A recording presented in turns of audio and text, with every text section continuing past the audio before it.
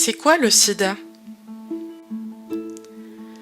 Le sida est une maladie qui se transmet par un virus que l'on appelle le VIH, virus de l'immunodéficience humaine. Ce virus s'attaque au système immunitaire du corps. En effet, il détruit des cellules qui permettent au corps de se défendre. Ce sont nos globules blancs, nos petits soldats du corps si tu préfères. C'est pour cette raison que les personnes atteintes du VIH sont plus fragiles car elles sont moins protégées face aux infections. Comment dépister le sida? Une simple prise de sang permet de détecter la présence du virus du sida dans l'organisme. C'est une démarche libre et volontaire. On peut se rendre dans une consultation de dépistage anonyme et gratuit. On peut aller dans un centre de planification et d'éducation familiale ou alors tout simplement dans un laboratoire d'analyse. Si le sang prélevé contient le virus VIH, on dit que la personne est séropositive, c'est-à-dire qu'elle est atteinte par le virus du sida. Le dépistage est donc important car plus tôt le virus est détecté, plus on peut ralentir la maladie.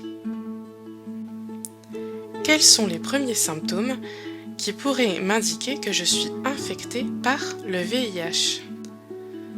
Après une prise de risque, si une personne a été contaminée par le VIH, il est possible que certains symptômes apparaissent entre la période de 5 à 30 jours après la contamination. Les symptômes peuvent être de la fièvre supérieure à 38 degrés, des maux de ventre et des maux de tête, des plaques rouges qui apparaissent sur le corps et le visage, des diarrhées et également une angine avec des ganglions. Mais seul un test de dépistage pourra dire si ces symptômes sont dus ou pas à une contamination par le VIH. Quel traitement existe-t-il aujourd'hui contre le sida? À ce jour, aucun traitement n'élimine le virus du VIH. Il n'existe pas de vaccin.